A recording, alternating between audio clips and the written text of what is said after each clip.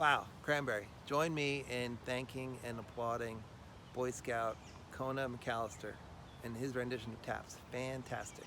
Well done. Hey, Cranbury. This is Mayor Matt Scott here on Memorial Day weekend. I hope everyone is enjoying their holiday weekend.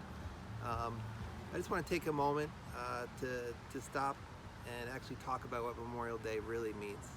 So, the solemn recognition that is the reason for Memorial Day is often overlooked. Instead, it has become a celebratory day of parades, barbecues, and department stores heralding the imminent arrival of summer. Lost in that celebration is the origin of the holiday. It started from most accounts in the years after the Civil War as Americans began to tally the toll of that terrible conflict. With over 600,000 dead, or approximately 2% of the population, the equivalent in today's numbers would be 6 million dead. It was obviously a number that modern day Americans would find intolerable and incomprehensible. Out of the need to cope with that staggering loss grew an annual recognition of the sacrifices made by those men and boys. Out of that sense of the need to recognize, remember, and honor the dead grew the day that we now refer to as Memorial Day. I bring this up because I think that this year, more than any in recent memory, as we again learn the meaning of death and the frailty of life, brings us a day that we must not forget sacrifices made in the defense of our nation and of each other. As we honor those who gave their lives regardless of the conflict, whether it was in the fields around Princeton, in the woods above Gettysburg, in the trenches of France, or the beaches of Normandy, in the far-flung Pacific Isles around Japan, the rice paddies of the Mekong Delta, the rugged mountains of Afghanistan, and in the sands and cities of Iraq. Regardless of what the meaning or cause of the conflict, these Americans, for reasons of courage, patriotism, and often simply for the love and solidarity with their fellow soldier, gave their lives. The recognition of that selfless sense of soldierly love and of sacrifice is why we have this day. This is not, however, a day to glorify or romanticize war. That is not what this day is meant for. Its origin is, in fact, in direct conflict with that notion. The common malfeasance of attempting to honor the dead by glorifying the conflict that consumed them is not unknown to me. When I was a young man, my maternal grandfather loomed large in my life. He was a laconic and reserved Texan who, when I knew him, was a successful and accomplished oil company executive. He was, however, also a veteran of the Pacific Theater in World War II, having served there with distinction as an artillery captain in the Army. He was to me, as a young kid from New Jersey, steeped in the intoxicating lore of World War II books and movies, everything that an American man and father should be.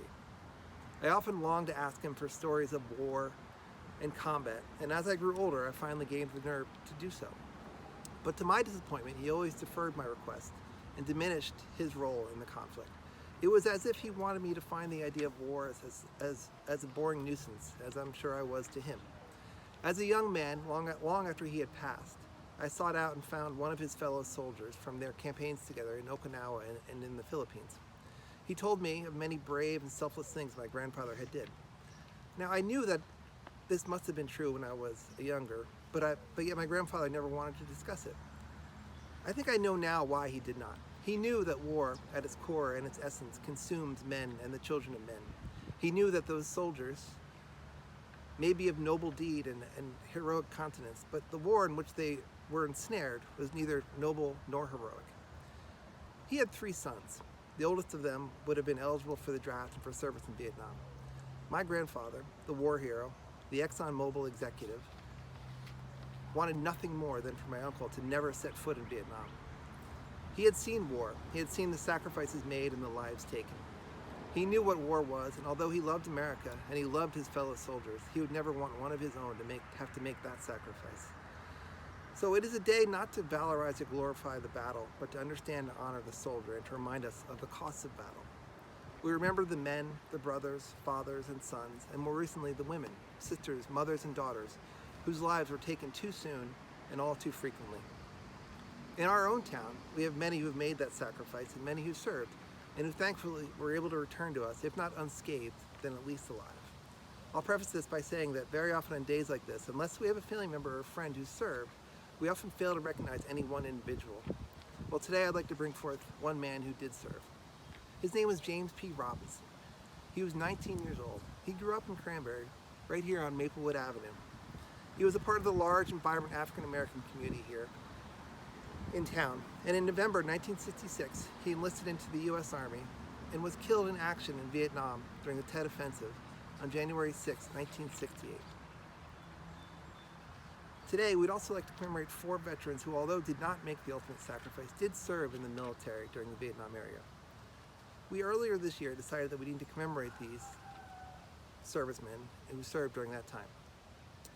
First among them is Ralph Taylor. Known as Roy, he served as a combat medic in the U.S. Air Force. Stationed in Alaska and Texas, he flew on multiple air rescue missions to bring back the wounded from Vietnam.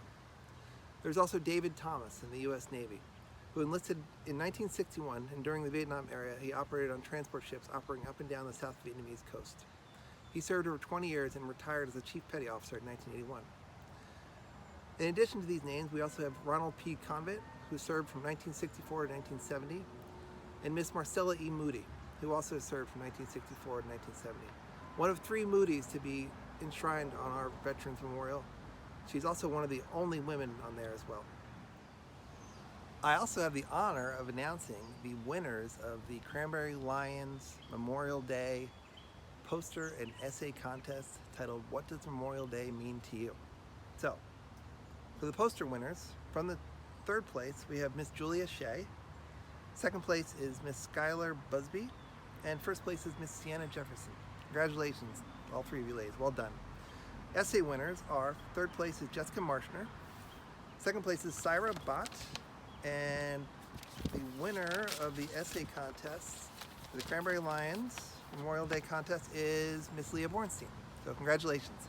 Now, I must say that there are 21 winners in total, so if you would please go to the Cranbury Lions website, and you can see all the winners there, and you can see all of the essays and posters on that website.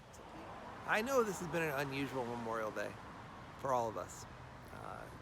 These restrictions and social isolations have been difficult, and it is made for a Memorial Day in Cranbury unlike any other in recent past. And a few weeks ago, I decided that we should do something different, and I reached out to the Cranbury Lions and to the fire department and to first aid and to Ricky Varga and the Cranbury Police and the DPW, and we wanted to do something different for Cranbury, but we still wanted to celebrate the day. And so that's why we have this drive-by parade for everyone in town. I really hope you appreciate it. I really am indebted and so grateful to the work that the fire department has done, first aid squad has done, and the police have done in helping us get through this unusual time. So with that, I want everyone to be safe, everyone to be well, be patient, and have a wonderful Memorial Day and a wonderful summer. Thank you.